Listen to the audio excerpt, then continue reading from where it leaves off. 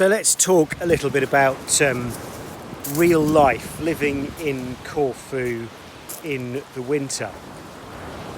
Obviously this is a tourist-driven economy, and that all stops very abruptly at about the beginning of November. So this beach, this is a lovely little beach. Superb view of the Albanian mountains, look. Oh, beautiful, wonderful, wonderful. This beach in the summer is usually quite busy. It's a little cove. It's a little bit further along from the main beach in St Spiridon, and not many people know about it, but enough people know because it's small and it's quiet, and it's beautifully shallow just here. Beautifully shallow for the kids.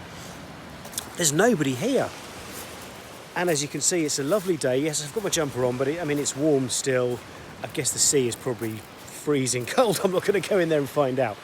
But so from November, the character of the entire island changes quite dramatically and quite abruptly. In the summer, the economy is thriving. The place is full of tourists. All the bars are open, the tavernas are open, the beaches are full. The hire boats are out, the hire mopeds, the quads, the hire cars. The place is bustling. In the evenings, the bars are playing the music, tavernas are making this wonderful food. November comes, the last direct flights stop, and it changes completely. And not necessarily in a bad way. The tourist part closes completely. People shut their tavernas down, they shut their bars down, they spend the winter doing maintenance, painting, cleaning, all the rest of it. But then we go back to a very traditional Greek island way of life, and it's special, it's wonderful, it's really, really quite nice. I'm going to do a series of little videos of how we kind of survive out here. My business as a boat engineer, and I do a bit of car work, and I do a bit of housework, home automation I'm quite into at the moment. That stops. So I need to find other ways to not necessarily make money, but certainly save money. Now, we're lucky because our villa, the land we have, has a lot of olive trees. I think we've got about 50 or so olive trees. There's two things you can do with olive trees. One, you can burn them. And I mean that in terms of you cut them down and create firewood. Like everywhere in the world at the moment, fuel bills, electricity bills, diesel heating bills are astronomical. We have a wood-burning fire. So I can use the fuel from our olive trees. I have to cut it 1 year in advance, admittedly. The other thing we can do, and I missed it this year and I've never done it, is collect the olives, take them to the local press, have them pressed, turned into oil, and sell that olive oil. Our neighbours do it. I was actually just talking to an American gentleman who lives just up the hill from us. He's just done it for the first time with his olives. Says it's great. It's kind of therapeutic. It's hard work, but quite therapeutic and quite gratifying. For want of a better expression, farming the land. I'm not a farmer and I'm not farming the land as such, but these wonderful natural resources are there. We're not damaging the trees. Well, when I burn them I am, but they need to be cut and pruned anyway, so we don't cut down a tree and burn it. You prune it and you take some logs from it. So we're looking after the trees and they're looking after us. So that's one of the ways that we manage to heat our homes and generate a bit of income in the off-season. I'm going to go up the hill a little bit and I'll show you the view from up the hill a little bit in a moment. We were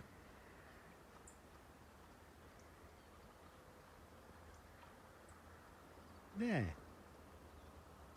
That little cove is where I've just come from. So I've now gone up the hill and we can look north to Erakuza Island over there. Come around this way, Albania.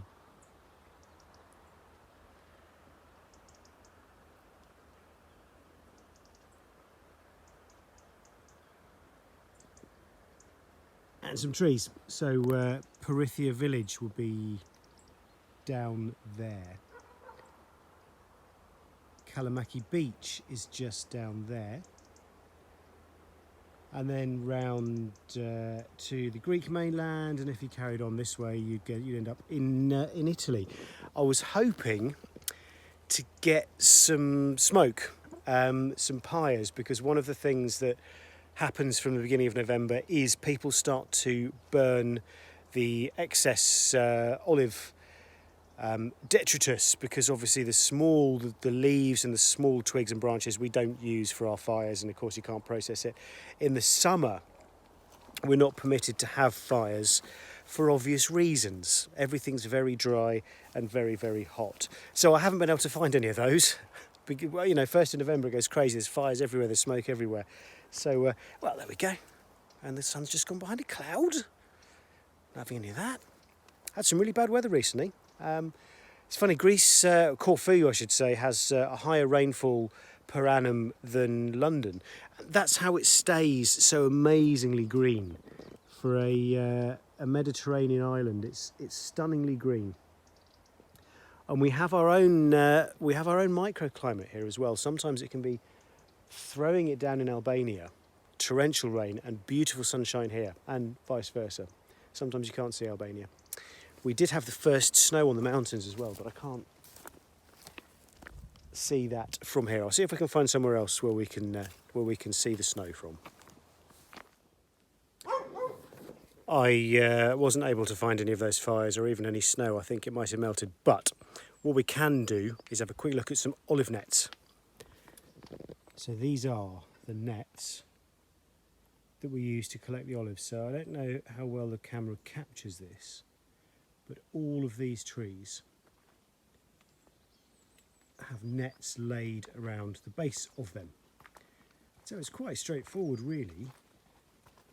You put the net under the tree, the olives fall off the tree, and they get collected down here in the nets, as you can see. So the hard part, there's two hard parts. The first hard part is putting the nets out. I mean, this area is nice and flat, relatively speaking. My land, our land, is on a quite a steep slope, so getting down and putting the nets in the right places is quite tedious work. The other thing that's difficult is then actually collecting the olives. Now, as you can see, they run down into the nets, so that's not so much of a problem. They tend to give the trees a bit of a shake at collecting time. So we get any olives from the trees in the nets. Then you have to kind of roll the nets, pull the nets up to get the olives in the middle, scoop them out and put them into bags to take them to the press. But of course in there's going to be a load of leaves and twigs and goodness knows what. So you have to try to your best ability to remove as much of that rubbish as you can. Now when you take the olives to the press, they have a sorting machine and a cleaning machine and all that kind of stuff, so they will get rid of the last bits and pieces, but there's no point you giving them a bag full of leaves with a few olives in it. They won't accept that. So that's how we collect the olives.